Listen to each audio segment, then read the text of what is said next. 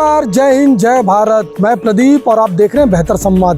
तस्वीरों में जो नहर आपको दिखाई दे रहा होगा डबरापारा विलायतीन का नहर है और इसी नहर में कल शाम को जो बात निकलकर सामने आ रही है और बताया जा रहा है कि एक 35 से 40 वर्ष का युवक जिसका नाम रविंद्र है, वो कुर्सीपार का रहने वाला यहाँ पर अचानक आता है शाम को और पैर स्लिप होने की वजह से नहर में जा समाता है और उसके बाद खोजबीन का सिलसिला शुरू होता है। पर अब तक तकरीबन 12 बजने वाले हैं दोपहर के और घटना कल शाम 7 से 8 बजे के बीच है, तो समझ सकते हैं 16 घंटे का समय बीत चुका है।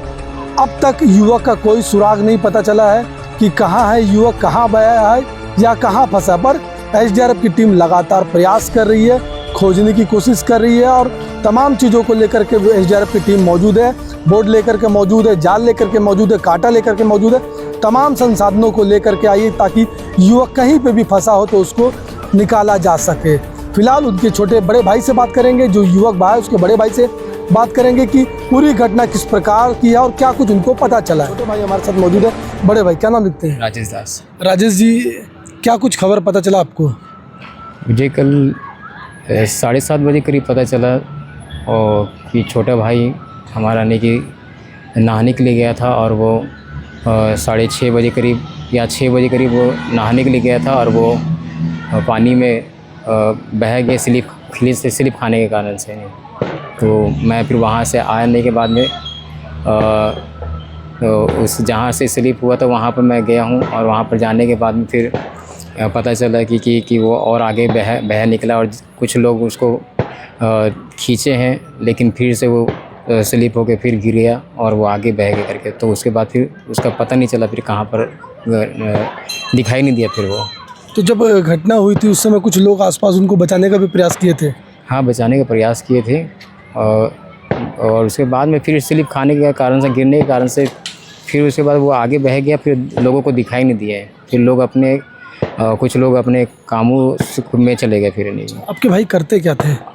वो प्राइवेट कंपनी में वो हाइड्रा चलाते थे। अच्छा, कहाँ पे निवास है आप लोगों का? न्यू कुर्सीपार सिंधी मोहल्ला। तो अमूमन वो डेली मतलब के भाई यहाँ पे आते थे कि ये पहली बार इत्तेफाकन हुआ था?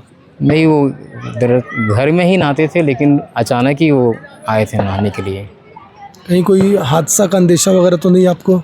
नहीं, ऐसा कुछ तो नहीं लग रहा है हादसा को कुछ, बस स्लिप खा गया तो उसके कारण से बह गया, ऐसे बताया जा रहा नहीं कि। अच्छा, पुलिस को सूचना उतना आप लोगों ने दिया कि पुलिस अब तक पहुँची? पुलिस को सूचना दिया गया है, दिया गया था, इसलिए फिर उन्होंने फिर इस प्रकार से सहयोग किया। उसको खोजबीन करने के लिए बोट का सहारा लिया जा रहा है और गोताखोर का सहारा लिया जा रहा है और अब तक ऐसा कुछ जानकारी नहीं आया है कि उनको वो मिल सके ताकि नहीं।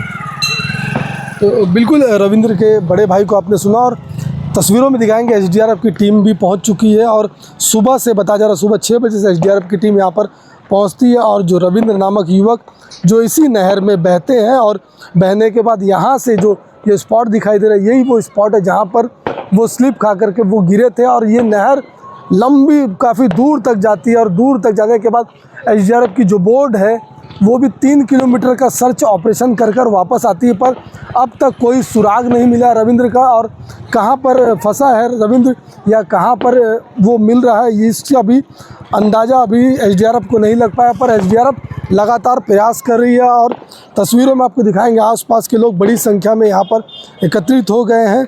जैसे उनको इस बात की जानकारी मिलती है कि यहाँ पर स्थानीय युवक जो रविंद्र है, न्यू कुर्सीपार का निवासी, यहाँ पर शाम को आता है और अचानक उस पैर स्लिप होता। पर बीच बचाव करने वाले जो लोग थे वो भी हाथ पकड़ने का प्रयास करते हैं, पर अंततः रविंद्र का पैर स्लिप होता है और रविंद्र जा बहता है।